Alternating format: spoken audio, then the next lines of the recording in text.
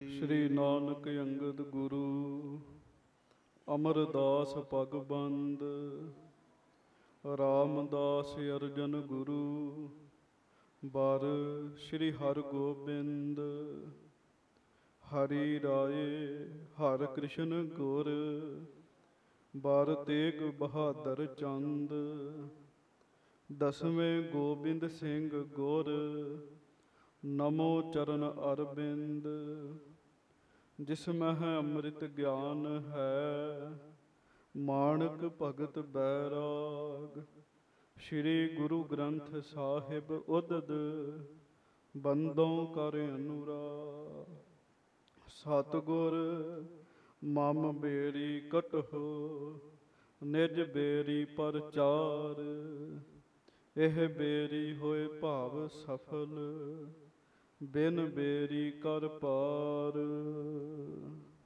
श्री गुर शब्द कमाए जिन जीते पंच विकार तिन संतन को बंदना सिर चरणन पर तार एक ओंकार सतगुरु तिह प्रसाद सच होए वाहे गुरु जी की फतेह विघ्न विनाशन सोए एक ओंकार सतगुरु तिह प्रसाद सच होए वाहे गुरु जी की फतेह विघ्न विनाशन सोए।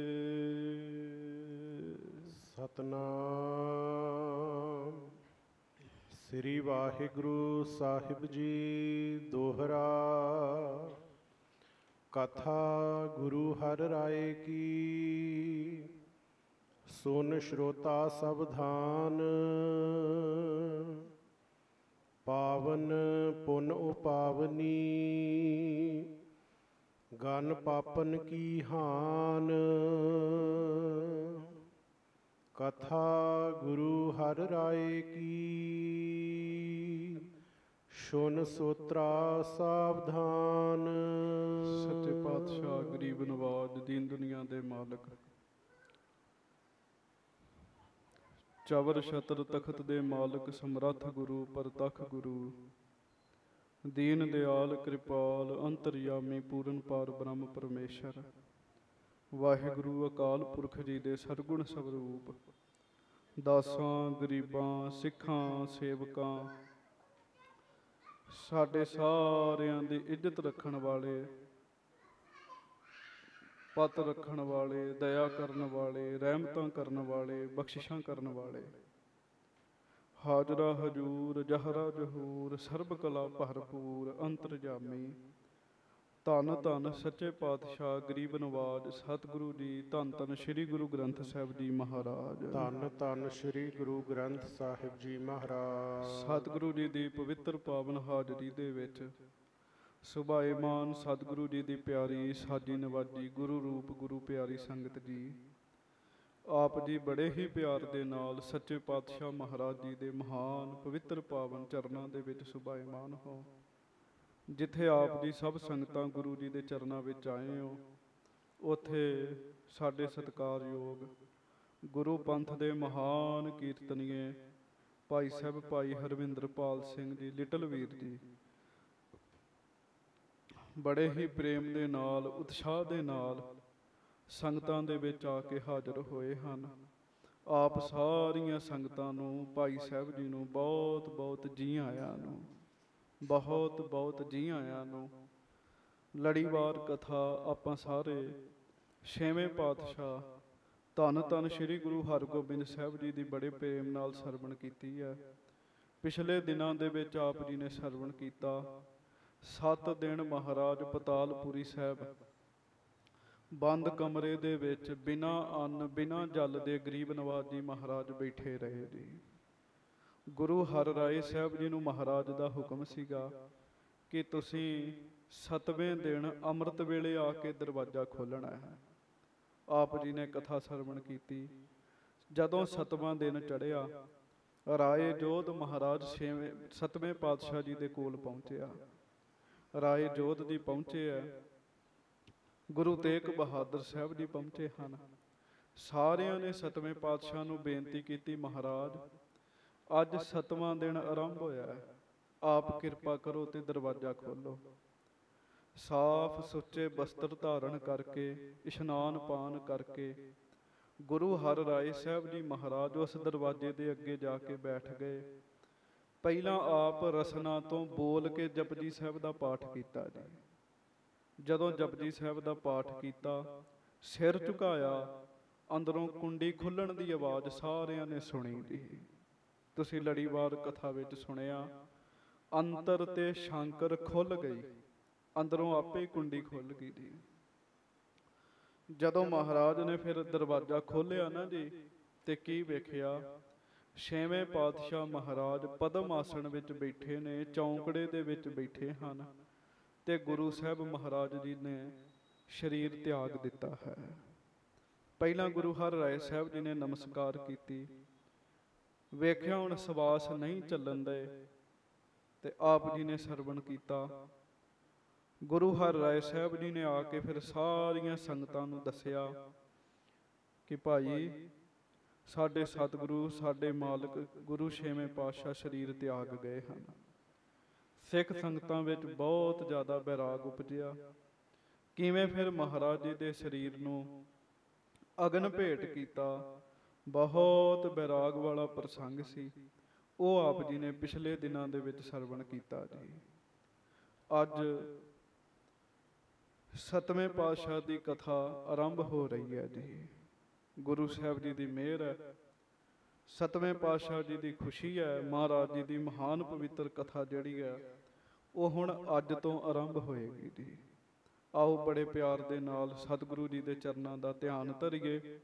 ਸਾਰੀਆਂ ਸੰਗਤਾਂ ਦੋਵੇਂ ਹੱਥ ਜੋੜੋ, ਗੱਜ ਕੇ ਕਹੋ, ਧੰਨ ਧੰਨ ਸ੍ਰੀ ਗੁਰੂ ਹਰਿ ਰਾਏ ਸਾਹਿਬ ਜੀ ਮਹਾਰਾਜ। ਧੰਨ ਧੰਨ ਸ੍ਰੀ ਗੁਰੂ ਹਰਿ ਰਾਏ ਸਾਹਿਬ ਜੀ ਮਹਾਰਾਜ। ਧੰਨ ਧੰਨ ਸ੍ਰੀ ਗੁਰੂ ਹਰਿ ਰਾਏ ਸਾਹਿਬ ਜੀ ਮਹਾਰਾਜ। ਧੰਨ ਧੰਨ ਸ੍ਰੀ ਗੁਰੂ ਹਰਿ ਰਾਏ ਸਾਹਿਬ ਜੀ ਮਹਾਰਾਜ। ਧੰਨ ਧੰਨ ਸ੍ਰੀ ਗੁਰੂ ਹਰਿ ਰਾਏ ਸਾਹਿਬ ਜੀ ਮਹਾਰਾਜ। ਧੰਨ ਧੰਨ ਸ੍ਰੀ ਗੁਰੂ ਹਰਿ ਰਾਏ ਸਾਹਿਬ ਜੀ ਮਹਾਰਾਜ। ਧੰਨ ਧੰਨ ਸ੍ਰੀ ਗੁਰੂ ਹਰਿ ਰਾਏ ਸਾਹਿਬ ਜੀ ਮਹਾਰਾਜ। ਧੰਨ ਧੰਨ ਸ੍ਰੀ ਗੁਰੂ ਹਰਿ ਰਾਏ ਸਾਹਿਬ ਜੀ ਮਹਾਰਾਜ। ਸਭ ਸੰਗਤ ਗੱਜ ਕੇ ਆਖੋ, ਸਤਨਾਮ ਸ੍ਰੀ ਵਾਹਿਗੁਰੂ ਸਾਹਿਬ ਜੀ।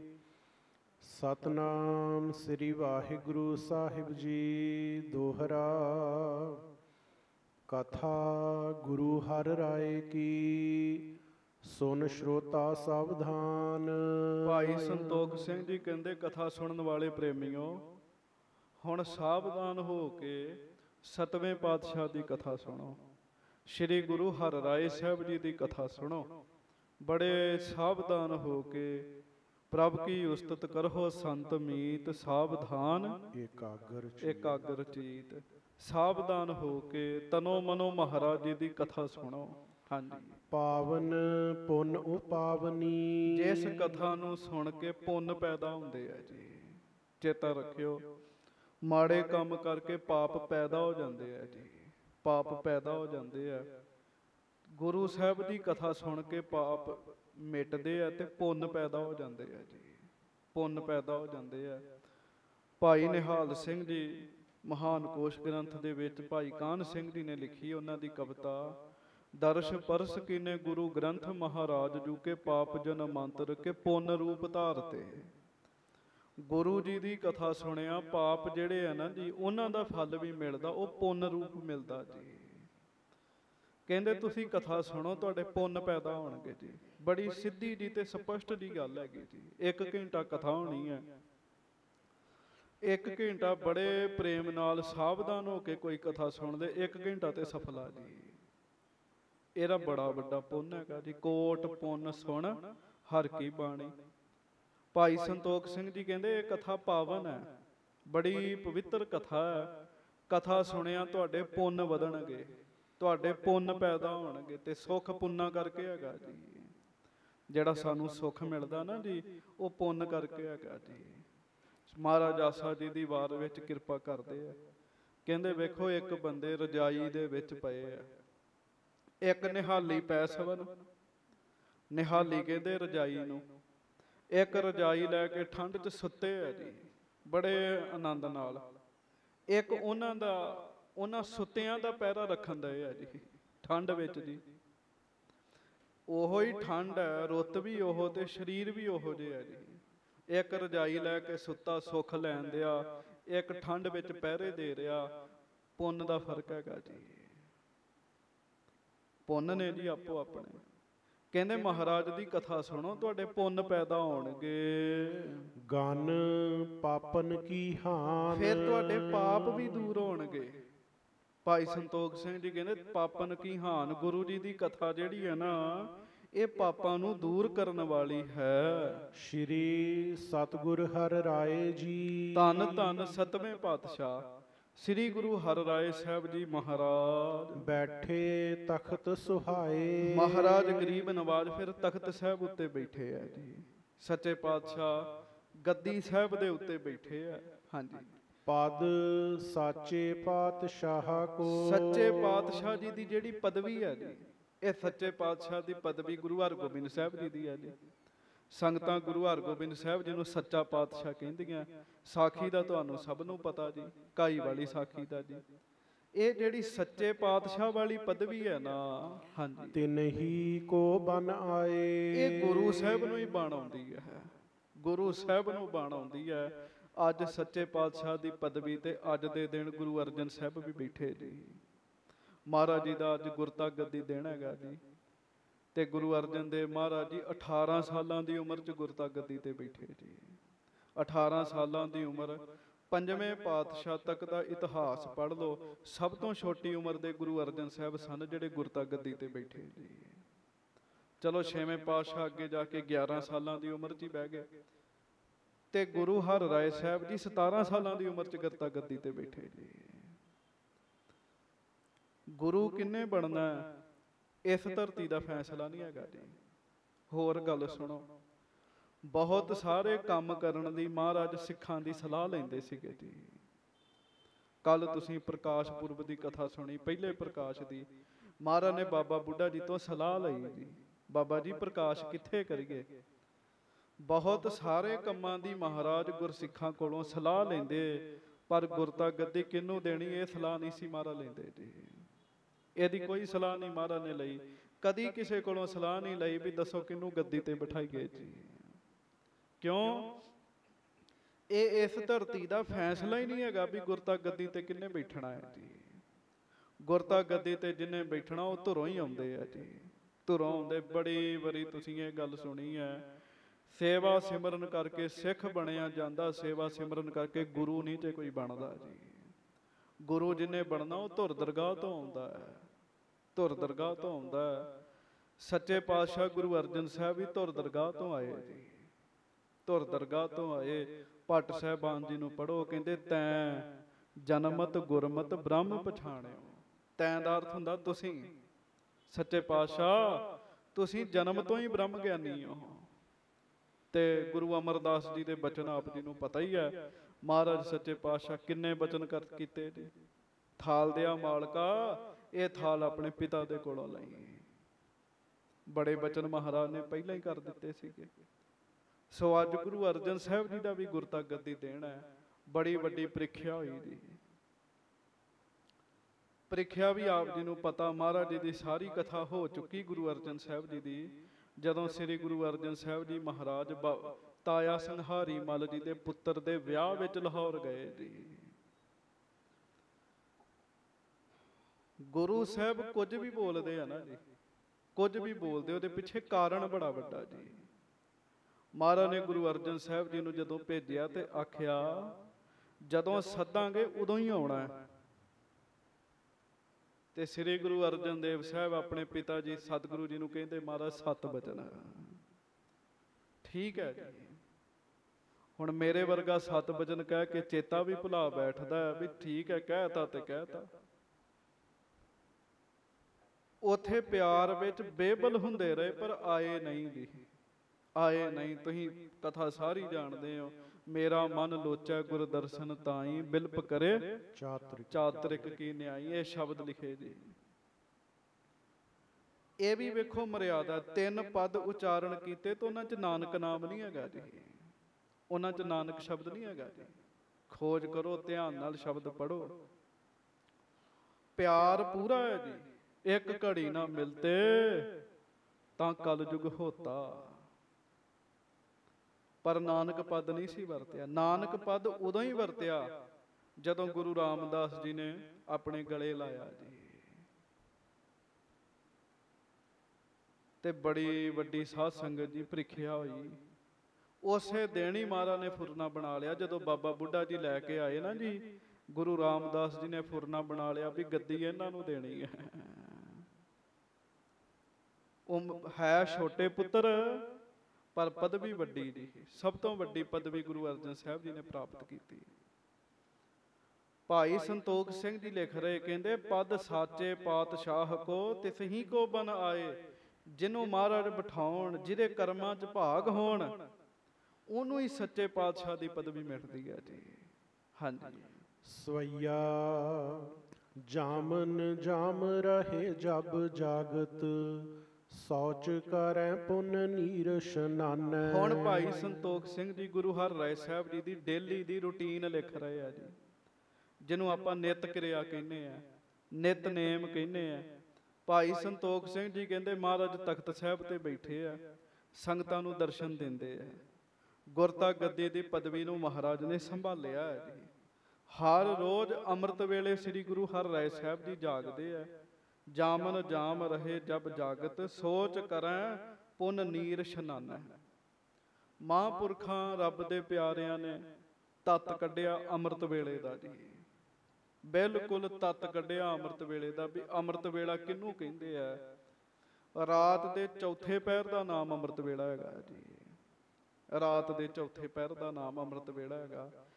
ਦਿਨ ਚੜ੍ਹਨ ਤੋਂ 1 ਪਹਿਰ ਪਹਿਲਾਂ ਦਾ ਸਮਾਂ ਜਿਹੜਾ ਉਹ ਅੰਮ੍ਰਿਤ ਵੇਲਾ ਹੈਗਾ ਜੀ।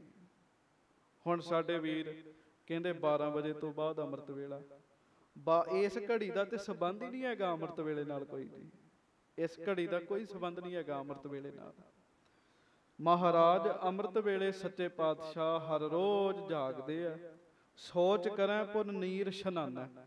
ਸੋਚ ਕਰਕੇ ਫਿਰ ਜਲ ਨਾਲ ਇਸ਼ਨਾਨ ਕਰਦੇ ਸ੍ਰੀ ਗੁਰੂ ਹਰਿਰਾਏ ਸਾਹਿਬ ਜੀ। ਹਾਂਜੀ। ਗਾਗਰ 101 ਕੇ ਸੰਗ, ਮਿਲੈ ਨਿਜ ਅੰਗ ਕੋ ਸੇਵਕ ਆਨੈ। ਹਰ ਰੋਜ਼ ਸੇਵਕ ਫਿਰ 101 ਘੜਾ ਜਲ ਦਾ ਲੈ ਕੇ ਆਉਂਦਾ ਜੀ। 101 ਗਾਗਰ ਦੇ ਨਾਲ ਸੱਚੇ ਪਾਤਸ਼ਾਹ ਗਰੀਬ ਨਵਾਜ਼ ਜੀ ਇਸ਼ਨਾਨ ਕਰਦੇ ਆ ਜੀ। ਹਾਂਜੀ। ਆਸਨ ਪੈ ਥਿਰ ਹੋਏ ਆਗਾਤ, ਬੇਲੋਚਨ ਮੂੰਦ ਸਮਾਧ ਕੋ ਠਾਨੈ। ਫਿਰ ਮਹਾਰਾਜ ਗਰੀਬ ਨਵਾਜ਼ ਆਸਣ ਤੇ ਸੱਜ ਜਾਂਦੇ ਆ ਤੇ ਆਸਣ ਤੇ ਸੱਜ ਕੇ ਨੇਤਰ ਬੰਦ ਕਰਕੇ ਪਰਮੇਸ਼ਰ ਵਿੱਚ ਸਮਾਧੀ ਲਾ ਲੈਂਦੇ ਆ ਜੀ। ਧਿਆਨ ਜੋੜ ਲੈਂਦੇ ਸੱਚੇ ਪਾਤਸ਼ਾਹ। ਹਾਂਜੀ। ਆਨੰਦ ਰੂਪ ਅਨੂਪ ਬਿਖੈ ਨਿਜ, ਬ੍ਰਿਤ ਟਿਕਾਏ ਥਿਰੈ ਇਕ ਥਾਨੈ। ਇੱਕ ਆਸਣ ਤੇ ਬੈਠ ਕੇ ਆਨੰਦ ਰੂਪ ਪਰਮੇਸ਼ਰ ਦੇ ਵਿੱਚ ਆਪਣਾ ਧਿਆਨ ਜੋੜ ਲੈਂਦੇ ਮਹਾਰਾਜ, ਆਪਣੀ ਬਿਰਤੀ ਟਿਕਾ ਲੈਂਦੇ ਸੱਚੇ ਪਾਤਸ਼ਾਹ ਜੀ ਮਹਾਰਾਜ। ਹਾਂਜੀ। ਬੈਠੇ ਅਡੋਲ ਰਹੈ ਗੁਰ ਪੂਰਨ, ਆਤਮ ਬ੍ਰਹਮ ਸਮਾਧ ਲਗਾਏ। ਤੇ ਜਦੋਂ ਮਹਾਰਾਜ ਬੈਠਦੇ ਆ ਨਾ ਜੀ, ਫਿਰ ਅਡੋਲ ਬੈਠਦੇ ਆ ਜੀ। ਅਡੋਲ ਦਾ ਅਰਥ ਹੁੰਦਾ ਜਿਹਦੇ 'ਚ ਇੱਕ ਅੰਗ ਵੀ ਨਾ ਹਿੱਲੇ ਜੀ। ਮਹਾਰਾਜ ਗਰੀਬ ਨਵਾਜ਼ ਬੈਠਦੇ ਆ, ਸਰੀਰ ਦਾ ਇੱਕ ਵੀ ਅੰਗ ਨਹੀਂ ਹਿੱਲਦਾ ਜੀ। ਬੈਠੇ ਅਡੋਲ ਰਹੈ ਗੁਰ ਪੂਰਮ, ਆਤਮ ਬ੍ਰਹਮ ਸਮਾਧ ਲਗਾਏ। ਸਮਾਧੀ ਲਾਉਂਦੇ ਸੱਚੇ ਪਾਤਸ਼ਾਹ ਇਸ਼ਨਾਨ ਕਰਕੇ। ਹਾਂਜੀ। ਬਾਹਕ ਗਾਇਕ ਗਾਵਤ ਹੈ, ਸਤਨਾਮ ਮਹਾਤਮ ਕੋ ਸੁਖ ਦਾਏ। ਬਾਹਰ ਗੁਰੂ ਕੇ ਕੀਰਤਨੀਏ ਉਹ ਬਾਹਰ ਆ ਕੇ ਦੀਵਾਨ ਸਜਾਉਂਦੇ ਆ, ਬੜੇ ਪ੍ਰੇਮ ਨਾਲ ਰਾਗਾਂ ਦੇ ਵਿੱਚ ਕੀਰਤਨ ਕਰ ਕਰਕੇ ਸੰਗਤ ਨੂੰ ਸੁਣਾਉਂਦੇ ਆ। ਹਾਂਜੀ। ਬਾਦਤ ਬਾਜਤ ਤਾਲ ਮਿਲਾਵਤ, ਪ੍ਰੇਮ ਵਧੈ ਸੁਨ ਭੇ ਚਿਤ ਲਾਏ। ਉਹ ਬਾਜੇ ਵਜਾਉਂਦੇ ਆ, ਤਾਲ ਮਿਲਾਉਂਦੇ ਆ, ਬੜੇ ਪ੍ਰੇਮ ਨਾਲ ਗੁਰਬਾਣੀ ਦਾ ਕੀਰਤਨ ਕਰਦੇ ਆ ਤੇ ਸੰਗਤਾਂ ਆ ਕੇ ਬੈਠ ਜਾਂਦੀਆਂ ਤੇ ਕੀਰਤਨ ਸੁਣਦੀਆਂ ਜੀ। ਮਹਾਰਾਜ ਅੰਦਰ ਆਪਣੇ ਧਿਆਨ 'ਚ ਬੈਠੇ ਰਹਿੰਦੇ ਸ੍ਰੀ ਗੁਰੂ ਹਰਿਰਾਏ ਸਾਹਿਬ ਜੀ। ਹਾਂਜੀ। ਸੇਵਕ ਬੈਠ ਸੁਨੈ ਸਮੁਦਾਏ, ਸੋ ਵਾਹਿਗੁਰੂ ਮੁਖ ਜਾਪ ਅਲਾਏ। ਸੇਵਕ ਸਿੱਖ ਬੈਠੇ ਨਾਲ ਕੀਰਤਨ ਸੁਣਦੇ ਤੇ ਨਾਲ ਵਾਹਿਗੁਰੂ ਵਾਹਿਗੁਰੂ ਜਪਦੇ ਜੀ। ਮੈਂ ਇੱਕ ਗੁਰਮੁਖਾਂ ਕੋਲੋਂ ਬਚਨ ਸੁਣਿਆ ਸੀ, ਕੀਰਤਨ ਸੁਣਦਿਆਂ ਤੁਹਾਡਾ ਧਿਆਨ ਨਾ ਟਿਕੇ, ਨਾਲ ਵਾਹਿਗੁਰੂ ਵਾਹਿਗੁਰੂ ਜਪਣਾ ਸ਼ੁਰੂ ਹੋ ਜਾਓ। ਕਥਾ ਸੁਣਦਿਆਂ ਧਿਆਨ ਨਾ ਟਿਕੇ, ਨਾਲ ਵਾਹਿਗੁਰੂ ਵਾਹਿਗੁਰੂ ਜਪਣਾ ਸ਼ੁਰੂ ਹੋ ਜਾਓ। ਕਹਿੰਦੇ ਦੋ ਫਾਇਦੇ ਹੋਣਗੇ, ਦੋਵੇਂ ਕੰਮ ਹੋਣਗੇ, ਦੋਵੇਂ ਕੰਮ ਹੀ ਜੀ, ਸਿਮਰਨ ਵੀ ਤੇ ਕਥਾ ਕੀਰਤਨ ਸੁਣਨ ਦਾ ਫਲ ਵੀ ਨਾਲ ਮਿਲੇਗਾ ਜੀ। ਫਿਰ ਪੰਕਤੀ ਪੜੋ। ਬਾਦ ਸੇਵਕ ਬੈਠ ਸੁਨੈ ਸਮੁਦਾਏ। ਸੇਵਕ ਸਿੱਖ ਜਿਹੜੇ ਆ ਉਹ ਬਾਹਰ ਬੈਠ ਕੇ ਕੀਰਤਨ ਸੁਣਦੇ ਆ। ਹਾਂਜੀ, ਸੋ ਵਾਹਿਗੁਰੂ ਮੁਖ ਜਾਪ ਅਲਾਏ। ਤੇ ਮੁਖ ਦੇ ਵਿੱਚ ਨਾ ਵਾਹਿਗੁਰੂ ਵਾਹਿਗੁਰੂ ਜਾਪ ਵੀ ਕਰਦੇ ਆ ਜੀ, ਜਾਪ ਵੀ ਕਰਦੇ। ਗੁਰੂ ਜੀ ਦੀ ਹਾਜ਼ਰੀ 'ਚ ਬੜੇ ਬੜੇ ਅਭਿਆਸੀ ਸਿੱਖ ਰਹਿੰਦੇ ਆ ਜੀ, ਬੜੇ ਬੜੇ ਅਭਿਆਸੀ ਸਿੱਖ ਰਹਿੰਦੇ ਆ। ਬ੍ਰਹਮ ਗਿਆਨੀ ਸਿੱਖ ਵੀ ਰਹਿੰਦੇ ਆ, ਜਿਹੜੇ ਆਪਣੀ ਅਵਸਥਾ ਦਾ ਕਿਸੇ ਨੂੰ ਪਤਾ ਨਹੀਂ ਲੱਗਣ ਦਿੰਦੇ ਜੀ। ਅੰਦਰ ਮਹਾਰਾਜ ਸਮਾਧੀ ਲਾ ਕੇ ਬੈਠੇ ਆ, ਬਾਹਰ ਗੁਰੂ ਦੇ ਪਿਆਰੇ ਕੀਰਤਨ ਵੀ ਸੁਣ ਰਹੇ ਤੇ ਨਾਮ ਵੀ ਜਪ ਰਹੇ ਆ ਜੀ। ਹਾਂਜੀ, ਅੰਮ੍ਰਿਤ ਵੇਲ ਤੇ ਹੋਤ ਪ੍ਰਭਾਤ, ਸਮਾਧ ਛੁਟੈ ਦ੍ਰਿਗ ਕੋ ਬਿਕਸਾਏ। ਅੰਮ੍ਰਿਤ ਵੇਲੇ ਤੋਂ ਪ੍ਰਭਾਤ ਦਾ ਸਮਾਂ ਹੋ ਗਿਆ ਜੀ। ਪ੍ਰਭਾਤ ਕਹਿੰਦੇ ਜਦੋਂ ਦਿਨ ਚੜ੍ਹਨਾ ਸ਼ੁਰੂ ਹੋ ਜਾਏ ਜੀ। ਜਦੋਂ ਦਿਨ ਚੜ੍ਹਨਾ ਸ਼ੁਰੂ ਹੋ ਗਿਆ ਨਾ ਜੀ, ਫਿਰ ਨਹੀਂ ਅੰਮ੍ਰਿਤ ਵੇਲਾ ਹੈਗਾ ਜੀ। ਅੰਮ੍ਰਿਤ ਵੇਲਾ ਪਹਿਲਾਂ ਪਹਿਲਾਂ ਹੈਗਾ ਜੀ। ਸੱਚੇ ਪਾਤਸ਼ਾਹ ਮਹਾਰਾਜ ਦਿਨ ਚੜ੍ਹਨ ਤੱਕ, ਪ੍ਰਭਾਤ ਤੱਕ ਸਮਾਧੀ ਲਾਉਂਦੇ। ਫਿਰ ਪੜੋ। ਅੰਮ੍ਰਿਤ ਵੇਲ ਤੇ ਹੋਤ ਪ੍ਰਭਾਤ, ਸਮਾਧ ਛੁਟੈ ਦ੍ਰਿਗ ਕੋ ਬਿਕਸਾਏ। ਫਿਰ ਗੁਰੂ ਹਰਿਰਾਏ ਸਾਹਿਬ ਸੱਚੇ ਪਾਤਸ਼ਾਹ ਪ੍ਰਭਾਤ ਤੋਂ, ਪ੍ਰਭਾਤ ਸਮੇਂ ਜਦੋਂ ਦਿਨ ਚੜ੍ਹਦਾ ਉਦੋਂ ਨੇਤਰ ਖੋਲਦੇ ਆ।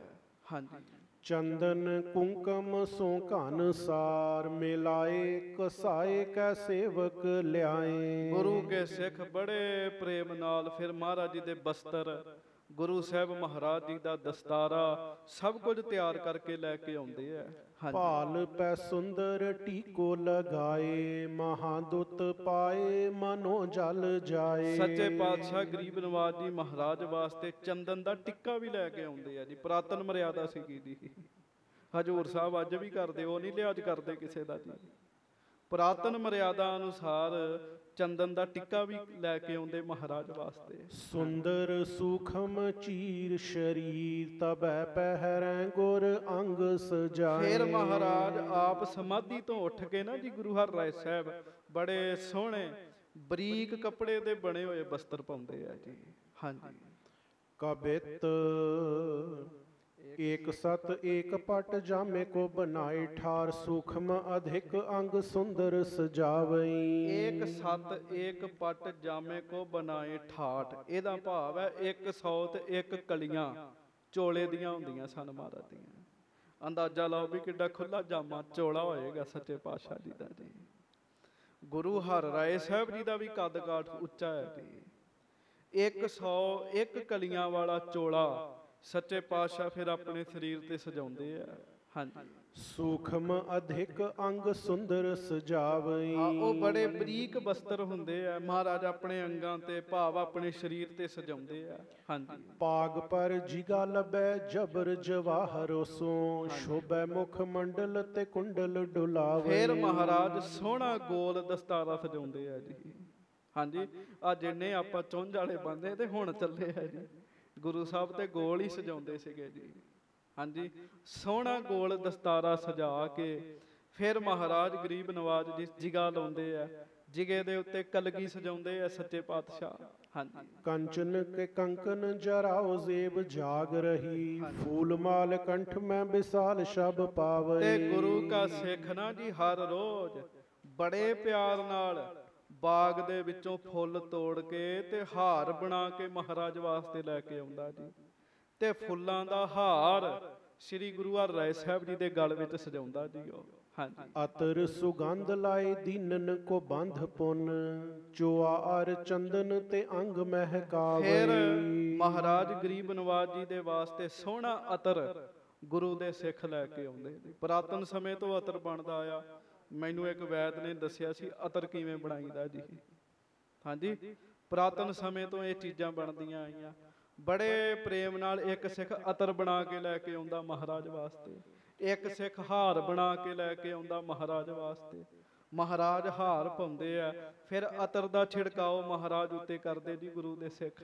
ਹਾਂਜੀ। ਉਠ ਕੈ ਚਲਤ ਜਮ ਜਾਮੇ ਕੋਸ ਮੇਟੇ ਤਬ ਬਾਕ ਕੋ ਪਿਤਾਮੇ ਕਹਿਓ ਫੂਲ ਟੂਟ ਜਾਨ ਬਾਹਰ ਕੀਰਤਨ ਹੋ ਰਿਹਾ ਜੀ, ਬਾਹਰ ਕੀਰਤਨ ਹੋ ਰਿਹਾ। ਇਹ ਮਹਾਰਾਜ ਜੀ ਦੇ ਅੰਦਰ ਰਹਿائش ਵਿੱਚ ਮਹਾਰਾਜ ਆਸਣ ਤੇ ਬੈਠ ਕੇ ਧਿਆਨ ਲਾਉਂਦੇ ਆ, ਫਿਰ ਨੇਤਰ ਖੋਲਦੇ ਆ, ਫਿਰ ਤਿਆਰੀ ਕਰਦੇ ਆ, ਤਿਆਰ ਬਰ ਤਿਆਰ ਹੁੰਦੇ ਆ, ਫਿਰ ਮਹਾਰਾਜ ਤੁਰਨ ਲੱਗਦੇ ਆ ਜੀ।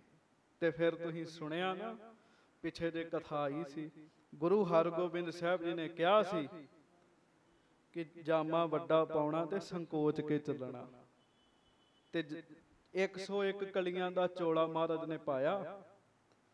ਹੁਣ ਉਮਰ ਤੇ ਵਡੇਰੀ ਹੋ ਗਈ ਹੈ, ਪਰ ਉਹਨੂੰ ਮਹਾਰਾਜ ਸੰਕੋਚ ਕੇ ਨਾ ਜੀ ਇੱਕ ਪਾਸਿਓਂ ਫੜ ਕੇ ਫਿਰ ਤੁਰਦੇ ਗੁਰੂ ਹਰਿਰਾਏ ਸਾਹਿਬ ਸੱਚੇ ਪਾਤਸ਼ਾਹ। ਆਪਣੇ ਪਿਤਾ ਜੀ ਦਾ ਬਚਨ ਸਦਾ ਹੀ ਚੇਤਾ ਰੱਖਿਆ ਮਹਾਰਾਜ ਨੇ, ਭਾਵ ਦਾਦਾ ਜੀ ਦਾ। ਹਾਂਜੀ।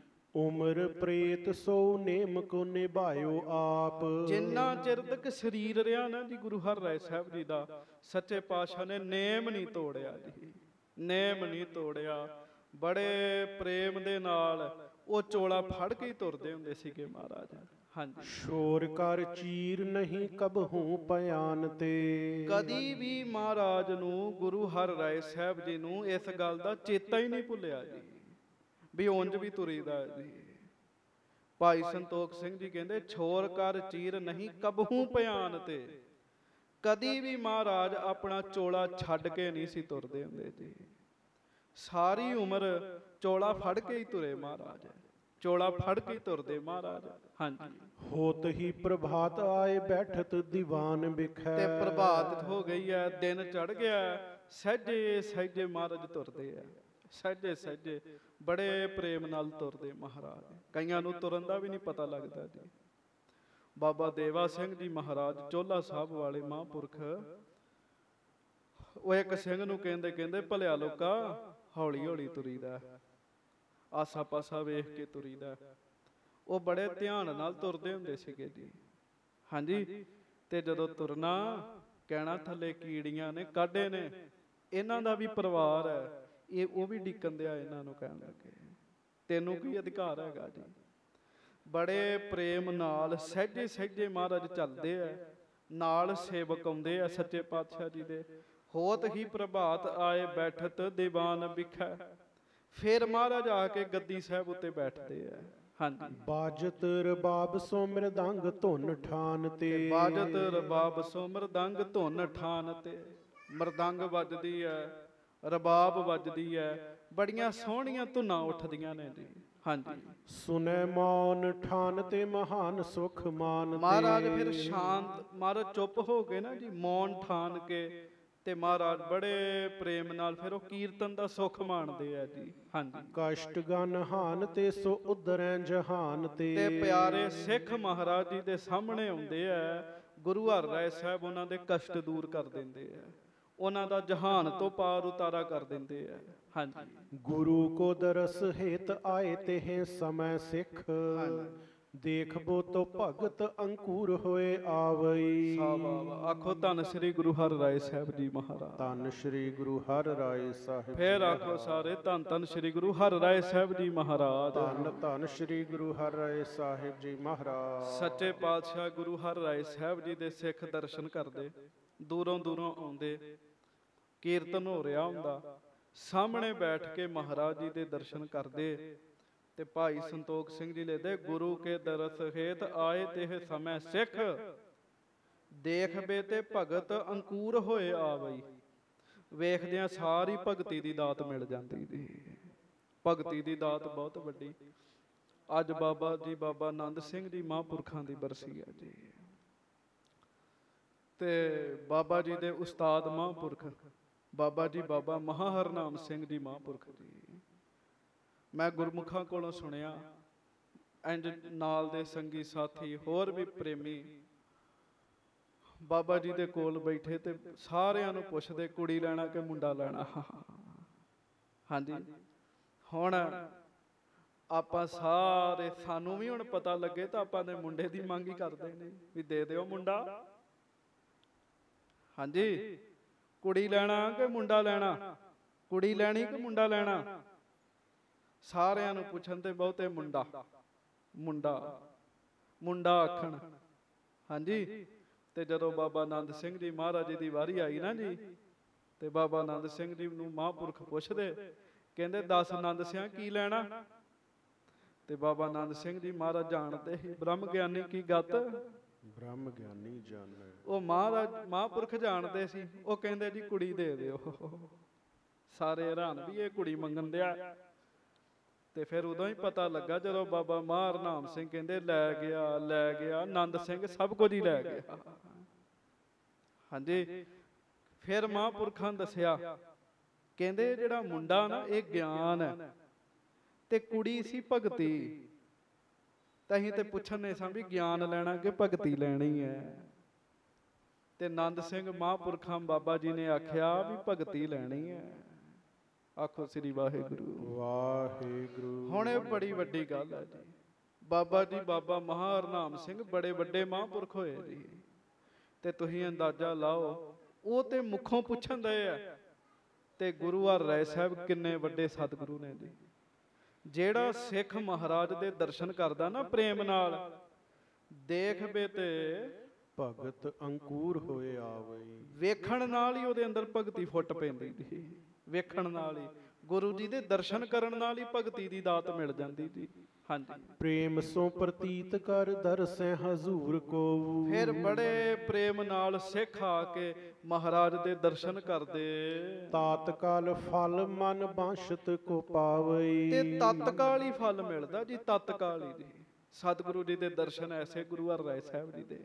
ਹਾਂਜੀ, ਬੈਠੇ ਰਹੇ ਕਿਤੇ ਕਾਲ ਸ੍ਰੀ ਗੁਰ ਕਿਰਪਾਲ ਮਹਾ। ਗੁਰੂ ਹਰਿ ਰਾਏ ਸਾਹਿਬ ਜੀ ਬਹੁਤੇ ਕਿਰਪਾਲੂ ਸੱਚੇ ਪਾਤਸ਼ਾਹ। ਕੁਝ ਸਮਾਂ ਬੈਠੇ ਰਹਿੰਦੇ, ਸੰਗਤਾਂ ਨੂੰ ਦਰਸ਼ਨ ਦਿੰਦੇ ਰਹਿੰਦੇ ਮਹਾਰਾਜ। ਸੰਗਤ ਨਿਹਾਲ ਕਰੈ ਦਰਸ ਦਿਖਾਵਈ। ਤੇ ਆਪਣੇ ਦਰਸ਼ਨ ਦੇ ਕੇ ਸੰਗਤਾਂ ਨੂੰ ਨਿਹਾਲ ਕਰਦੇ ਮਹਾਰਾਜ, ਨਿਹਾਲ ਕਰਦੇ ਮਹਾਰਾਜ ਦਰਸ਼ਨ ਦੇ ਦੇ ਕੇ।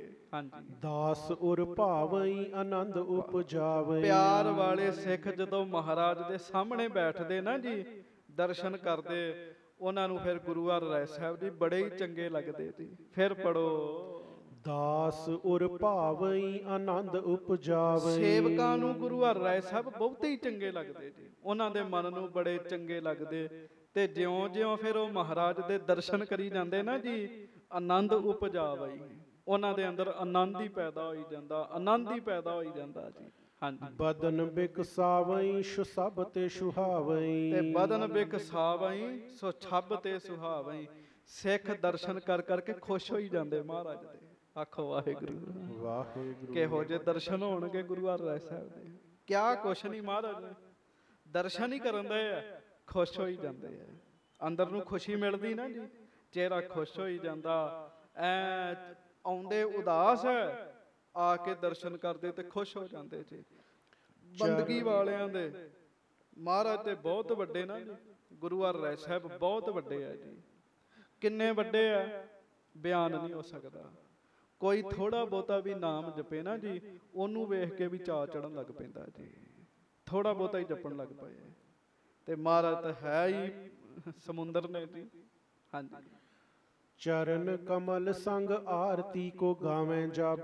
ਕੀਰਤਨ ਭੋਗਤ ਤੇ ਕਰਤ ਅਰਦਾਸ ਕੋ। ਹੁਣ ਭਾਈ ਸਾਹਿਬ ਬੈਠੇ, ਇਹਨਾਂ ਨੂੰ ਪਤਾ ਹੈ ਇਹ ਚੌਂਕੀਆਂ ਨੇ ਵੱਖ-ਵੱਖ ਜੀ। ਚਰਨ ਕਮਲ ਦੀ ਚੌਂਕੀ ਹੁੰਦੀ ਸੀ ਫਿਰ ਮਹਾਰਾਜ ਦੀ ਹਾਜ਼ਰੀ ਚ ਜੀ। ਕੀਰਤਨ ਦੀ ਚੌਂਕੀ ਹੁੰਦੀ, ਜਿਹਨੂੰ ਚਰਨ ਕਮਲ ਦੀ ਚੌਂਕੀ ਕਹਿੰਦੇ ਜੀ। ਉਹ ਹਰ ਰੋਜ਼ ਹੋਣੀ ਹੈ ਜੀ। ਇਹ ਜਿਹੜਾ ਤੁਸੀਂ ਨੇਮ ਸੁਣ ਰਹੇ ਹੋ ਨਾ, ਇਹ ਗੁਰੂ ਹਰਿ ਰਾਏ ਸਾਹਿਬ ਜੀ ਦਾ ਰੋਜ਼ ਦਾ ਨੇਮ ਹੈ।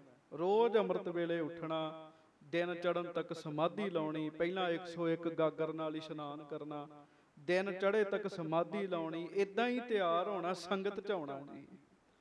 ਹਰ ਰੋਜ਼ ਚਰਨ ਕਮਲ ਦੀ ਚੌਂਕੀ ਲੱਗਦੀ ਸੱਚੇ ਪਾਤਸ਼ਾਹ ਜੀ ਦੀ ਹਾਜ਼ਰੀ ਚ। ਫਿਰ ਪੜੋ, ਚਰਨ ਕਮਲ ਸੰਗ ਆਰਤੀ ਕੋ ਗਾਵੇਂ ਜਬ। ਫਿਰ ਆਰਤੀ ਵਾਲੇ ਸ਼ਬਦ ਦਾ ਕੀਰਤਨ ਹੋਣਾ ਜੀ। ਗਗਨ ਮੈਂ ਥਾਲ ਰਵ ਚੰਦ ਦੀਪਕ ਬਨੇ, ਤਾਰਕਾ ਮੰਡਲ ਜਨਕ ਮੋਤੀ। ਇਸ ਸ਼ਬਦ ਦਾ ਕੀਰਤਨ ਹੋਣਾ। ਇਹਨੂੰ ਕਹਿੰਦੇ ਆਰਤੀ ਦੀ ਚੌਂਕੀ ਜੀ। ਹਰਮੰਦਰ ਸਾਹਿਬ 2 ਵਾਰ ਲੱਗਦੀ ਜੀ ਇਹ ਚੌਂਕੀ ਜੀ। ਹਾਂਜੀ, ਕੀਰਤਨ ਭੋਗ ਤੇ ਕਰਤ ਅਰਦਾਸ। ਫਿਰ ਕੀਰਤਨ ਦਾ ਭੋਗ ਪੈਣਾ ਜੀ। ਫਿਰ ਅਰਦਾਸ ਬੇਨਤੀ ਹੋਣੀ ਗੁਰੂ ਜੀ ਦੇ ਚਰਨਾਂ ਵਿੱਚ ਜੀ। ਹਾਂਜੀ, ਸੂਪਕਾਰ ਆਏ ਕੈ ਅਗਾਰੀ ਥਿਰ ਹੋਏ ਪੁੰਨ। ਫਿਰ ਲਾਂਗਰੀ ਸਿੱਖ ਸ੍ਰੀ ਗੁਰੂ ਹਰਿਰਾਏ ਸਾਹਿਬ ਸੱਚੇ ਪਾਤਸ਼ਾਹ ਜੀ ਦੇ ਸਾਹਮਣੇ ਆ ਕੇ ਖਲੋਂਦਾ ਜੀ। ਸੂਪਕਾਰ ਕਹਿੰਦੇ ਲਾਂਗਰੀ ਨੂੰ। ਹਾਂਜੀ, ਦੇਗ ਭਈ ਤਿਆਰ ਕਰੇ ਬਾਕਨ ਪ੍ਰਕਾਸ਼ ਕੋ। ਆ ਕੇ ਮਹਾਰਾਜ ਨੂੰ ਕਹਿੰਦਾ ਸੱਚੇ ਪਾਤਸ਼ਾਹ ਮਾਰਾ ਲੰਗਰ ਤਿਆਰ ਹੈ ਸੱਚੇ ਪਾਤਸ਼ਾਹ। ਹਾਂਜੀ, ਆਇਸ ਲੈ ਗੁਰੂ ਹਰ ਰਾਏ ਕੀ ਸਦਾਵੇਂ ਫੇਰ। ਆਨਤ ਹਕਾਰ ਸਿੱਖ ਸੰਗਤ ਸੇ ਦਾਸ ਕੋ। ਸੱਚੇ ਪਾਤਸ਼ਾਹ ਗਰੀਬ ਨਵਾਜ ਫਿਰ ਉਹਨੂੰ ਆਗਿਆ ਦਿੰਦੇ ਵੀ ਤਿਆਰਾ ਕਰੋ, ਵਿਛਾਈ ਕਰੋ।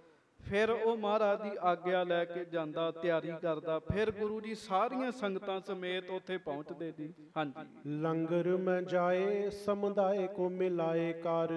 ਭੋਜਨ ਕੋ ਖਾਏ ਤ੍ਰਿਪਤਾਏ ਸਾਧ ਰਾਸ ਕੋ। ਸੱਚੇ ਪਾਤਸ਼ਾਹ ਗੁਰੂ ਹਰਿਰਾਏ ਸਾਹਿਬ ਜੀ ਦਾ ਨੇਮ ਮਹਾਰਾਜ ਸੰਗਤਾਂ ਦੇ ਵਿੱਚ ਹੀ ਬੈਠ ਕੇ ਪ੍ਰਸ਼ਾਦਾ ਛਕਦੇ ਜੀ। ਆਖੋ ਵਾਹਿਗੁਰੂ ਵਾਹਿਗੁਰੂ। ਮਹਾਰਾਜ ਸੰਗਤਾਂ ਦੇ ਵਿੱਚ ਬੈਠ ਕੇ ਪ੍ਰਸ਼ਾਦਾ ਪਾਣੀ ਛਕਦੇ। ਤੇ ਫਿਰ ਪੜੋ, ਲੰਗਰ ਮੈਂ ਜਾਏ ਸਮੁਦਾਇ ਕੋ ਮਿਲਾਏ ਕਰ। ਭੋਜਨ ਕੋ ਖਾਏ ਤ੍ਰਿਪਤਾਏ ਸਾਧ ਰਾਸ ਕੋ। ਜਿਹੜਾ ਪ੍ਰਸ਼ਾਦਾ ਬੜਾ ਹੀ ਸਵਾਦ ਬਣਿਆ, ਗੁਰੂ ਕੇ ਸਿੱਖ ਛਕ ਰਹੇ ਆ, ਵਿੱਚ ਹੀ ਮਹਾਰਾਜ ਬੈਠਦੇ ਆ ਜੀ। ਹਾਂਜੀ, ਜੈਸੇ ਉੱਡ ਚੰਦਰਮਾ, ਜੈਸੇ ਉੱਡ ਮੰਡਲ ਤੇ ਚੰਦਰਮਾ ਬਿਰਾਜੈ ਬਹੋ। ਤੈਸੇ ਦੁੱਤ ਹੋਤ ਗਨ ਸੰਗਤਾਂ ਪਰਿਵਾਰ ਤੇ ਫਿਰ ਜਿਵੇਂ ਤਾਰਿਆਂ ਦੇ ਵਿੱਚ ਚੰਦ ਨਹੀਂ ਫੱਬਦਾ ਜੀ। ਆਖੋ ਵਾਹਿਗੁਰੂ ਵਾਹਿਗੁਰੂ। ਗੁਰੂ ਦੇ ਸਿੱਖ ਤਾਰੇ ਨੇ ਤੇ ਸੱਚੇ ਪਾਤਸ਼ਾਹ ਚੰਦ ਦੀ ਨਿਆਈ ਹੈ ਜੀ। ਇਸ ਤਰ੍ਹਾਂ ਮਹਾਰਾਜ ਗਰੀਬ ਨਵਾਜ ਬੈਠਦੇ ਆ ਵਿੱਚ, ਏਦਾਂ ਦੇ ਫੱਬਦੇ ਆ। ਹਾਂਜੀ, ਚੌਂਕੇ ਕੀ ਮਰਿਆਦ ਸੰਗ ਅਸਨ ਪੁਨੀਤ ਬਨੈ। ਸਵਾਦਲ ਵਿਸਾਲ ਹੋਏ ਅਨੇਕ ਪ੍ਰਕਾਰ ਤੇ। ਗਰੀਬ ਨਵਾਜ ਮਹਾਰਾਜ ਫਿਰ ਕਿਰਪਾ ਕਰਦੇ। ਚੌਂਕੇ ਦੀ ਮਰਿਆਦਾ ਰੋਜ਼ ਨਿਤਾ ਪ੍ਰਤੀ ਉਹੋ ਹੀ ਰੱਖਦੇ ਆ ਜੀ। ਚੌਂਕੇ ਕੀ ਮਰਿਆਦ ਸੰਗ ਅਸਨ ਪੁਨੀਤ ਬਨੈ। ਪ੍ਰਸ਼ਾਦਾ ਬੜੇ ਪਵਿੱਤਰਤਾਈ ਨਾਲ ਮਹਾਰਾਜ ਜੀ ਦਾ ਬਣਦਾ ਜੀ।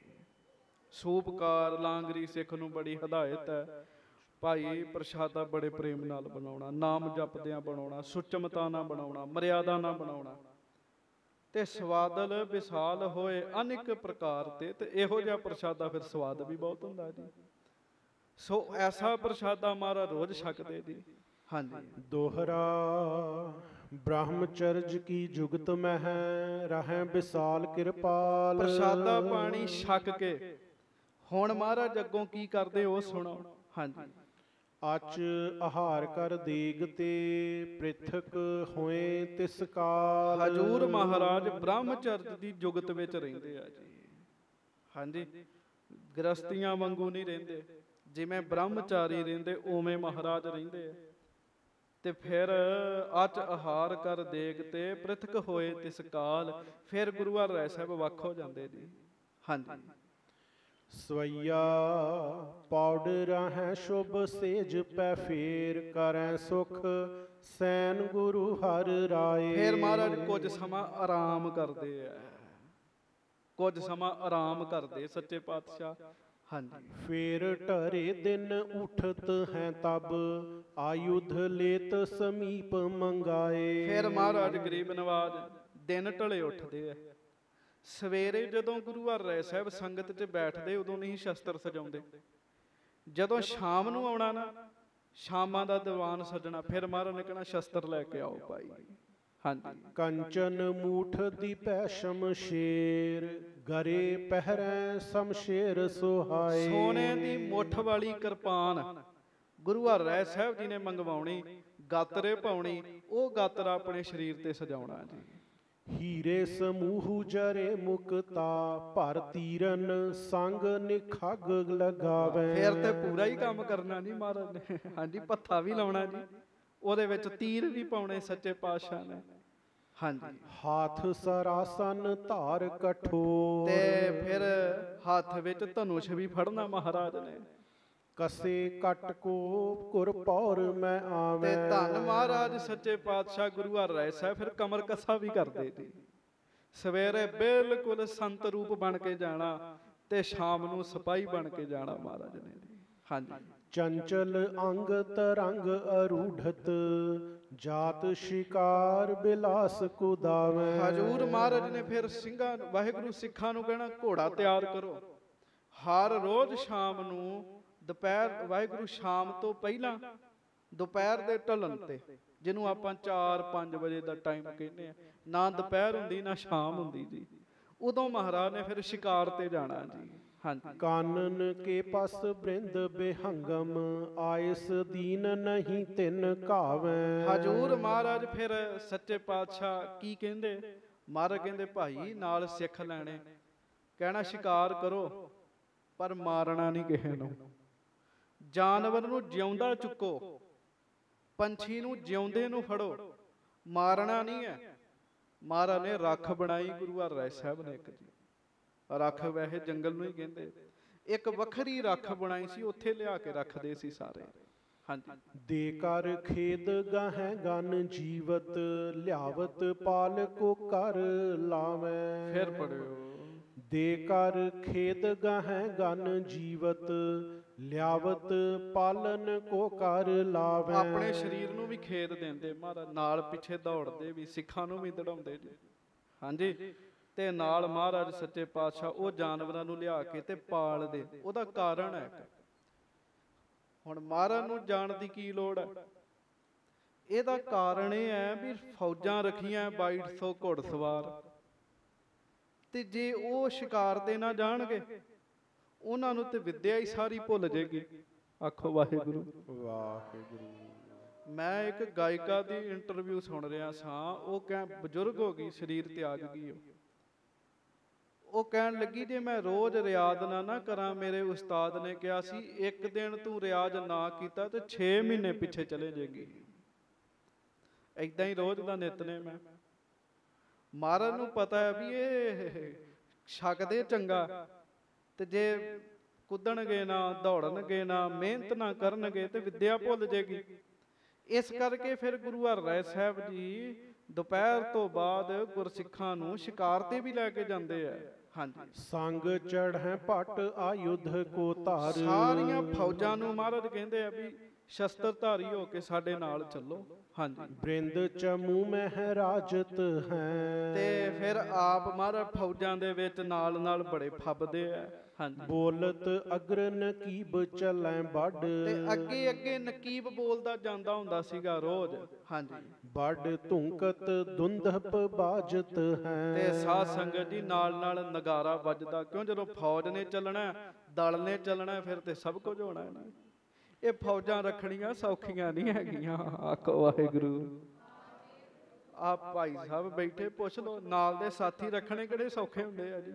ਕਦੀ ਤਬਲੇ ਵਾਲਾ ਰੁੱਸ ਗਿਆ, ਕਦੀ ਸਾਈਡ ਵਾਲਾ ਰੁੱਸ ਗਿਆ, ਕਦੀ ਮਗਰ ਬਹਿਣ ਵਾਲਾ ਰੁੱਸ ਗਿਆ। ਇਹਨਾਂ ਨੂੰ ਸੈੱਟ ਰੱਖਣਾ ਪੈਂਦਾ। 2200 ਘੋੜਸਵਾਰ ਨੇ ਮਹਾਰਾਜ ਨਾਲ, ਉਹਨਾਂ ਨੂੰ ਵੀ ਤੇ ਸੈੱਟ ਰੱਖਣਾ ਹੈ ਨਾ। ਸੋ ਉਹਨਾਂ ਨੂੰ ਮਹਾਰਾਜ ਰੋਜ਼ ਨਾਲ ਲੈ ਕੇ ਜਾਂਦੇ ਆ, ਉਹਨਾਂ ਦੇ ਸ਼ਸਤਰ ਮਹਾਰਾਜ ਵੇਖਦੇ ਆ। ਹਾਂਜੀ। ਕਾਨਨ ਤੇ ਗਹਿ ਜੀਵਨ ਕੋ ਗ੍ਰਹਿ ਲਿਆਏ, ਤਿਨੈ ਸੁਖ ਸਾਜਤ ਹੈ। ਤੇ ਜੰਗਲ ਵਿੱਚੋਂ ਜੀਵਾਂ ਨੂੰ ਫੜ ਕੇ ਤੇ ਘਰ ਦੀ ਬਣਾਈ ਰੱਖ ਵਿੱਚ ਗੁਰੂ ਹਰਿਰਾਏ ਸਾਹਿਬ ਜੀ ਰੱਖਦੇ ਆ। ਹਾਂਜੀ। ਬਾਗ ਬਿਲਾਉਸ ਸੇ ਮ੍ਰਿਗ ਰੋਜ, ਚੰਖਾਰਨ ਬ੍ਰਿੰਦ ਜੇ ਭਾਜਤ ਹੈ। ਇਹ ਸਾਰੇ ਜਾਨਵਰਾਂ ਦੇ ਨਾਮ ਨੇ। ਬਾਗ ਇਹ ਸ਼ੇਰ ਦੀ ਕਿਸਮ ਹੈ। ਆਖੋ ਵਾਹਿਗੁਰੂ ਵਾਹਿਗੁਰੂ। ਗੱਜ ਕੇ ਵਾਹਿਗੁਰੂ। ਮਹਾਰਾਜ ਕੋ ਕਿੱਡੇ ਕਿੱਡੇ ਵੱਡੇ ਸਿੱਖ ਹੋਣਗੇ ਜਿਹੜੇ ਬਾਗ ਨੂੰ ਫੜਦੇ ਆ, ਸ਼ੇਰ ਨੂੰ ਫੜਦੇ ਆ। ਬਾਗ ਬਿਲਾਓ, ਵੱਡਾ ਬਿੱਲਾ, ਸੱਸੇ ਮ੍ਰਿਗ, ਹਿਰਨ, ਰੋਜ਼, ਚੰਖਾਰਨ, ਬਰਿੰਦ ਜੇ ਭਾਜਤ ਹੈ। ਇਹ ਸਾਰੇ ਅੱਗੇ ਅੱਗੇ ਲੱਗ ਕੇ ਭੱਜਦੇ ਆ, ਗੁਰੂ ਦੇ ਸਿੱਖ ਉਹਨਾਂ ਨੂੰ ਫੜਦੇ ਆ। ਸੂਰ ਤੁਰੰਗ ਪਜਾਵਤ ਹੈ, ਪਸ ਬ੍ਰਿੰਦ ਹਰਾਵਤ ਧਾਏਗਾ ਹੈ। ਗੁਰੂ ਦੇ ਸਿੱਖਾਂ ਨੂੰ ਮਹਾਰਾਜ ਫਿਰ ਆਪ ਹੁਕਮ ਕਰਦੇ ਵੀ ਜਾਓ। ਸੂਰਮਾ ਘੋੜਾ ਭਜਾਉਂਦਾ, ਬਾਗ ਫੜ ਕੇ ਲੈ ਕੇ ਆਉਂਦਾ। ਪਿੱਛੇ ਜੇ ਵੀ ਸਾਖੀ ਸੁਣਾਈ ਸੀਗੀ, ਸ੍ਰੀ ਗੁਰੂ ਹਰਗੋਬਿੰਦ ਸਾਹਿਬ ਮਹਾਰਾਜ ਜੀ ਦੇ ਨਾਲ ਬਾਦਸ਼ਾਹ ਸੀਗਾ ਜਹਾਂਗੀਰ, ਤੇ ਸਾਧ ਸੰਗਤ ਜੀ ਗੁਰੂ ਸਾਹਿਬ ਮਹਾਰਾਜ ਜੀ ਦੇ ਨਾਲ ਗੁਰੂ ਦੇ ਸਿੱਖ ਵਿਚਰਦੇ ਆ, ਸ਼ਿਕਾਰ ਤੇ ਚੱਲੇ ਆ। ਤੇ ਸ਼ੇਰਨੀ ਤੇ ਸ਼ੇਰਨੀ ਦਾ ਬੱਚਾ, ਉਹ ਦੋਵੇਂ ਹੀ ਬੜਾ ਉਪਦਰਵ ਚੁੱਕਦੇ ਆ। ਬਾਦਸ਼ਾਹ ਕਹਿੰਦਾ ਮਹਾਰਾਜ ਮੇਰੇ ਕਿਸੇ ਵੀ ਬੰਦੇ ਕੋਲੋਂ ਇਹ ਫੜੇ ਨਹੀਂ ਜਾਂਦੇ। ਮਹਾਰਾਜ ਆਪਣੇ ਸਿੱਖ ਨੂੰ ਹੁਕਮ ਕਰਦੇ ਆ।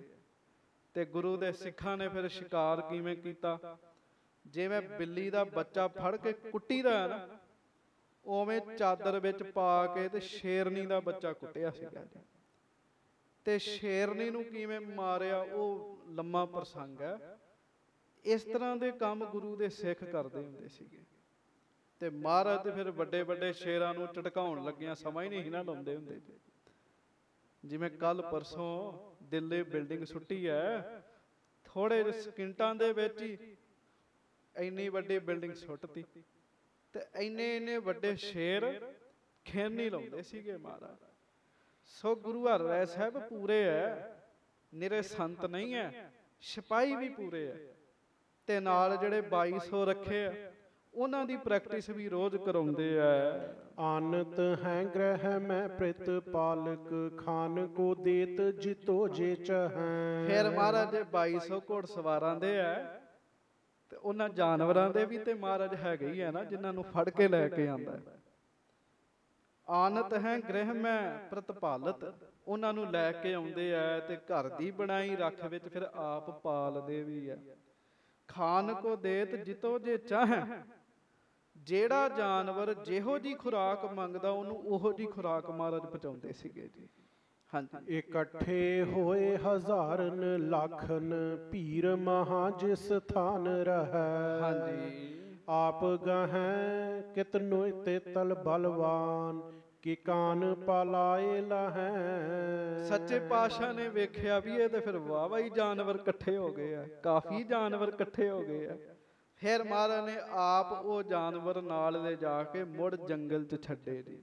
ਚੇਤਾ ਰੱਖਿਓ, ਆਮ ਬੰਦੇ ਦਾ ਸ਼ਿਕਾਰ ਕਿਸੇ ਦੀ ਮੌਤ ਹੋ ਸਕਦਾ ਹੈ, ਸਤਿਗੁਰੂ ਦਾ ਤੇ ਸ਼ਿਕਾਰ ਵੀ ਦੂਜਿਆਂ ਨੂੰ ਜੀਵਨ ਦਿੰਦਾ ਹੈ ਜੀ। ਬਸ ਇੰਨਾ ਫਰਕ ਜੇ। ਆਮ ਬੰਦੇ ਦਾ ਸ਼ਿਕਾਰ ਜਾਨਵਰਾਂ ਦੀ ਮੌਤ ਹੁੰਦਾ ਜੇ, ਸਤਿਗੁਰੂ ਦਾ ਸ਼ਿਕਾਰ ਵੀ ਜੀਵਨ ਦਾਨ ਦੇਣ ਵਾਲਾ ਹੈ ਜੀ। ਹੁਣ ਇਹ ਮਹਾਰਾਜ ਦੀ ਡੇਲੀ ਰੂਟੀਨ ਹੈ। ਅਗਲੀ ਰੂਟੀਨ ਆਪਾਂ ਕੱਲ ਨੂੰ ਸੁਣਾਂਗੇ। ਉਂਝ ਰੂਟੀਨ ਹੋਣੀ ਬਹੁਤ ਜ਼ਰੂਰੀ ਹੈ। ਜੇ ਖੁਦ ਸਾਡੇ ਸਤਿਗੁਰਾਂ ਦੀ ਰੂਟੀਨ ਹੈ ਤੇ ਸਾਡੀ ਕਿਉਂ ਨਹੀਂ ਚਾਹੀਦੀ ਜੀ। ਮੈਨੂੰ ਬੜੇ ਗੁਰਸਿੱਖ ਕਹਿੰਦੇ ਆ, ਉਂਝ ਮੇਰੀ ਆਪਣੀ ਕੋਈ ਰੂਟੀਨ ਨਹੀਂ ਤੇ ਮੈਂ ਕਿਸੇ ਨੂੰ ਕੀ ਦੱਸ ਸਕਦਾ, ਪਰ ਬੜੇ ਗੁਰਸਿੱਖ ਕਹਿੰਦੇ ਆ ਵੀ ਸਾਡਾ ਅੰਮ੍ਰਿਤ ਵੇਲਾ ਨਹੀਂ ਬਣਦਾ, ਜਾਂ ਫਿਰ ਸਾਡਾ ਬਾਣੀ 'ਚ ਨੇਮ ਨਹੀਂ ਜੁੜਦਾ, ਮਨ ਨਹੀਂ ਜੁੜਦਾ। ਸਭ ਕੁਝ ਹੋਏਗਾ, ਸਭ ਕੁਝ ਹੋਏਗਾ।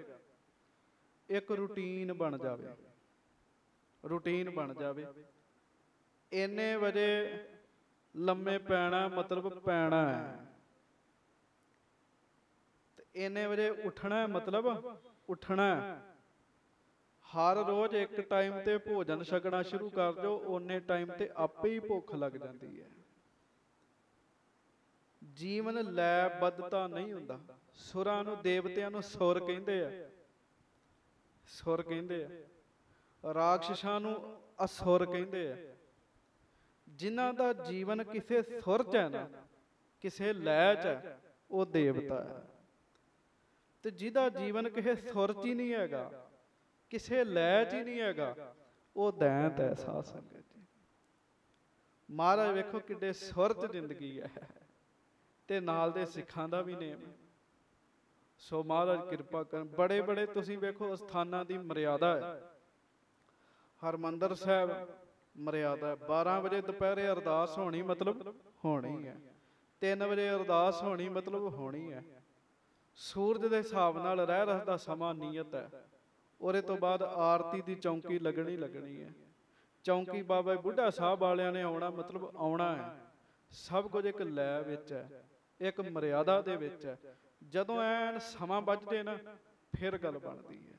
ਮਹਾਰਾਜ ਕਿਰਪਾ ਕਰਨ, ਸੱਚੇ ਪਾਤਸ਼ਾਹ ਗੁਰੂ ਜੀ ਦਇਆ ਕਰਨ। ਸਾਨੂੰ ਵੀ, ਸਾਡਾ ਵੀ ਡੇਲੀ ਦਾ ਸ਼ਡਿਊਲ ਹੋਵੇ ਜੀ। ਤੁਸੀਂ ਰੋਜ਼ ਇੱਕ ਟਾਈਮ ਤੇ ਉੱਠ ਕੇ ਇੱਕ ਟਾਈਮ ਰੱਖੋ ਵੀ ਮੈਂ ਇੰਨੇ ਵਜੇ ਜਾਪ ਕਰਨਾ ਹੈ। ਕੋਸ਼ਿਸ਼ ਕਰੋ ਜੇ ਜਾਪ ਦਾ ਟਾਈਮ ਉਹ ਹੈ ਤੇ ਉਸੇ ਟਾਈਮ ਕਰਨਾ ਹੈ। ਤੇ ਹੁੰਦਾ ਕੀ ਹੈ, ਹਰ ਰੋਜ਼ ਉਹੋ ਹੀ ਜਾਪ ਕਰਨਾ, ਉਹ ਬਾਣੀ ਪੜ੍ਹਨੀ ਹੈ, ਉਹ ਟਾਈਮ ਹੈ। ਨਾਲੇ ਤੇ ਘੜੀ ਵੀ ਤੁਹਾਡੇ ਨਾਲ ਸੈੱਟ ਹੋ ਜਾਏਗੀ, ਫਿਰ ਮਨ ਵੀ ਸੈੱਟ ਹੋ ਜਾਂਦਾ ਜੀ। ਮਨ ਸੈੱਟ ਹੋਏਗਾ। ਆਪੇ ਜਿੰਨੀ ਸੂਈ ਤੇ ਜਿੰਨਾ ਪਾਠ ਹੁੰਦਾ ਸੀ ਆਪੇ ਉਨੀ ਸੂਈ ਤੇ ਫਿਰ ਓਨਾ ਹੀ ਹੋਏਗਾ। ਹੌਲੀ ਨਹੀਂ, ਹੌਲੀ ਹੌਲੀ ਘੜੀ ਤੋਂ ਬਾਅਦ ਹੌਲੀ ਹੌਲੀ ਮਨ ਵੀ ਟਿਕ ਜਾਂਦਾ ਜੀ। ਪਹਿਲਾਂ ਟਾਈਮ ਤੇ ਸੈੱਟ ਹੋਵੇ ਫਿਰ ਮਨ ਵੀ ਸੈੱਟ ਹੋ ਜਾਏਗਾ। ਟਾਈਮ ਟਿਕਦਾ ਨਹੀਂ ਹੈ ਤੇ ਕਹਿੰਦੇ ਮਨ ਨਹੀਂ ਟਿਕਦਾ ਜੀ। ਮਨ ਕਿੱਥੋਂ ਟਿਕੇਗਾ? ਮਹਾਰਾਜ ਜੀ ਕਿਰਪਾ ਕਰਨ, ਭੁੱਲਾਂ ਦੀ ਮਾਫੀ ਬਖਸ਼ਿਸ਼ ਕਰਨੀ। ਸ੍ਰੀ ਗੁਰੂ ਅਰਜਨ ਦੇਵ ਮਹਾਰਾਜ ਜੀ ਦੇ ਗੁਰਪੁਰਬ ਦੀਆਂ ਅੱਜ ਮਹਾਰਾਜ ਜੀ ਦਾ ਗੁਰਤਾ ਗੱਦੀ ਦੇਣ ਹੈ। ਸਤਿਗੁਰੂ ਜੀ ਦੇ ਗੁਰਤਾ ਗੱਦੀ ਦੇਣ ਦੀਆਂ ਬਹੁਤ ਬਹੁਤ ਆਪ ਜੀ ਨੂੰ ਵਧਾਈਆਂ ਹੋਣ। ਸਾਡੇ ਸਤਿਕਾਰਯੋਗ ਭਾਈ ਹਰਵਿੰਦਰਪਾਲ ਸਿੰਘ ਜੀ ਲਿਟਲ ਵੀਰ ਜੀ, ਬੜੀ ਖੁਸ਼ੀ ਹੋਈ ਹੈ। ਮਹਾਰਾਜ ਜੀ ਦੀ ਮਿਹਰ ਹੈ। ਇਹ ਕਥਾ ਤੇ ਨੈਟ ਰਾਹੀਂ ਸੁਣਦੇ ਹੀ ਰਹਿੰਦੇ ਆ, ਪਰ ਜਿਹੜਾ ਸਟੇਜ ਤੇ ਬਹਿੰਦਾ ਹੈ ਨਾ, ਮੈਂ ਸੱਚ ਦੱਸਦਾ, ਤੁਸੀਂ, ਮੈਂ ਆਪਣੀ ਕਮੀ ਦੱਸਣ ਲੱਗਾ, ਤੁਸੀਂ ਜਿੰਨੇ ਰੋਜ਼ ਆਉਂਦੇ ਹੋ ਮੈਨੂੰ ਬਹੁਤ ਘੱਟ ਥੱਲੇ ਬੈਠਿਆਂ ਵੇਖਿਆ ਹੋਏਗਾ ਜੀ। ਔਖਾ ਹੋ ਜਾਂਦਾ ਜੀ। ਜਿਹੜਾ ਸਟੇਜ ਤੇ ਬਹਿਣ ਲੱਗ ਪਏ ਨਾ ਜੀ, ਉਹ ਸੰਗਤ 'ਚ ਨਹੀਂ ਜੇ ਬਹਿ ਸਕਦਾ। ਬੜੀ ਵੱਡੀ ਸੱਚਾਈ ਹੈ। ਪਰ ਇੱਕ ਗੱਲ ਹੈ, ਜਿਹੜਾ ਸੰਗਤ 'ਚ ਬਹਿਣ ਲੱਗ ਪਏ ਨਾ, ਸਟੇਜ ਤੇ ਵੀ ਮਹਾਰਾਜ ਉਹਨੂੰ ਬਿਠਾ ਦਿੰਦੇ। ਜਿਹੜਾ ਪਹਿਲਾਂ ਸੰਗਤ 'ਚ ਬਹਿਣ ਲੱਗ ਪਏ, ਮਹਾਰਾਜ ਸਟੇਜ ਤੇ ਵੀ ਉਹਨੂੰ ਬਿਠਾ ਦਿੰਦੇ। ਪਰ ਮੁੜ ਫਿਰ ਕੰਮ ਖਰਾਬ ਹੋ ਜਾਂਦਾ ਹੈ। ਮੁੜ ਜਿਹੜਾ ਸਟੇਜ ਤੇ ਬਹਿ ਜਾਂਦਾ, ਉਹਦੇ ਕੋਲ ਸੰਗਤ 'ਚ ਬਹਿਣਾ ਔਖਾ ਹੋ ਜਾਂਦਾ। ਇੰਨੇ ਵੱਡੇ ਗੁਰੂ ਘਰ ਦੇ ਕੀਰਤਨੀਏ ਸੰਗਤਾਂ ਇਹਨਾਂ ਕੋਲੋਂ ਦੂਰ ਦੂਰ ਕੀਰਤਨ ਸੁਣਦੀਆਂ ਨੇ, ਦੂਰ ਦੂਰ ਜਾ ਕੇ ਕੀਰਤਨ ਵੀ ਕਰਦੇ ਆ। ਪੰਥ 'ਚ ਇਹਨਾਂ ਦਾ ਨਾਮ ਹੈ। ਭਾਈ ਹਰਵਿੰਦਰਪਾਲ ਸਿੰਘ ਜੀ ਲਿਟਲ ਵੀਰ ਜੀ, ਉਹ ਬੜੇ ਪ੍ਰੇਮ ਨਾਲ ਕਥਾ ਸੁਣਦੇ, ਤੇ ਮੈਨੂੰ ਕਈ ਵਾਰੀ ਫੋਨ ਤੇ ਗੱਲ ਹੋਈ ਵੀ ਮੈਂ ਕਥਾ ਸੁਣਨ ਆਵਾਂਗਾ, ਆ ਕੇ ਬਹਿ ਕੇ ਕਥਾ ਸੁਣਨੀ ਹੈ। ਬਹੁਤ ਬਹੁਤ ਇਹਨਾਂ ਨੂੰ ਜੀ ਆਇਆਂ ਨੂੰ, ਜੀ ਆਇਆਂ ਨੂੰ। ਇਹਨਾਂ ਨੂੰ ਬੇਨਤੀ ਹੈ, ਕਿਸੇ ਦਿਨ ਸਮੇਤ ਜਥੇ ਦੇ ਆ ਕੇ ਸਾਨੂੰ ਇੱਥੇ ਕੀਰਤਨ ਵੀ ਸਰਵਣ ਕਰਾਉਣ। ਤੇ ਇੱਕ ਬੇਨਤੀ ਹੈ ਵੀ ਹੁਣ ਭਾਵੇਂ 2 ਮਿੰਟ ਹੀ ਲਾਉਣ, ਸੰਗਤਾਂ ਨੂੰ ਵੀ ਬੇਨਤੀ ਹੈ, ਆਪ ਜੀ ਬੈਠੇ ਰਹੋ ਤੇ ਭਾਵੇਂ 2 ਮਿੰਟ ਹੀ ਬਚਨ ਸੁਣਾਉਣ ਮਹਾਰਾਜ ਸੱਚੇ ਪਾਤਸ਼ਾਹ ਜੀ ਦੇ। ਇਹਨਾਂ ਨੂੰ ਬੇਨਤੀ ਹੈ, ਬੜੇ ਪਿਆਰ ਨਾਲ ਇਹ ਬਚਨ ਸੁਣਾਉਣ ਤੇ ਫਿਰ ਆਪਾਂ ਇਹਨਾਂ ਕੋਲੋਂ ਬਚਨ ਸੁਣਦੇ ਆ। ਸੰਗਤਾਂ ਨੂੰ ਬੇਨਤੀ ਹੈ, ਕੁਝ ਸਮਾਂ ਬਹਿ ਜਾਓ, 2-4 ਮਿੰਟ ਬੈਠੋ, ਭਾਈ ਸਾਹਿਬ ਜੀ ਦਰਸ਼ਨ ਕਰਨਗੇ। ਤੇ ਇਹ ਆਪਣੇ ਘਰ ਦੇ ਹੀ ਆ ਜੀ। ਇਹ ਕਹਿੰਦੇ ਮੈਂ ਹਰ ਹਫ਼ਤੇ ਆਇਆ ਕਰਨਾ ਜੀ। ਤੇ ਸਾਨੂੰ ਖੁਸ਼ੀ ਜੀ, ਐਸੇ ਰੱਬ ਦੇ ਪਿਆਰੇ, ਰੱਬ ਦੀ ਮਿਹਰ ਵਾਲੇ ਗੁਰਮੁਖ ਪਿਆਰੇ ਸਾਹਮਣੇ ਆ ਕੇ ਸੱਜਣ, ਤੇ ਫਿਰ ਕਥਾ ਆਪੇ ਹੀ ਹੋਈ ਜਾਂਦੀ ਜੀ। ਸਰੋਤੇ ਹੀ ਕਥਾ ਕਰਾਉਂਦੇ ਆ। ਬੇਨਤੀ ਹੈ ਭਾਈ ਸਾਹਿਬ ਜੀ ਨੂੰ, ਜੀ ਆਇਆਂ ਨੂੰ, ਜੀ ਆਇਆਂ ਨੂੰ, ਜੀ ਆਇਆਂ ਨੂੰ। ਦਾਸ ਦੀਆਂ ਭੁੱਲਾਂ ਦੀ ਮਾਫੀ ਬਖਸ਼ਿਸ਼ ਕਰਿਓ। ਵਾਹਿਗੁਰੂ ਜੀ ਕਾ ਖਾਲਸਾ, ਵਾਹਿਗੁਰੂ ਜੀ ਕੀ ਫਤਿਹ।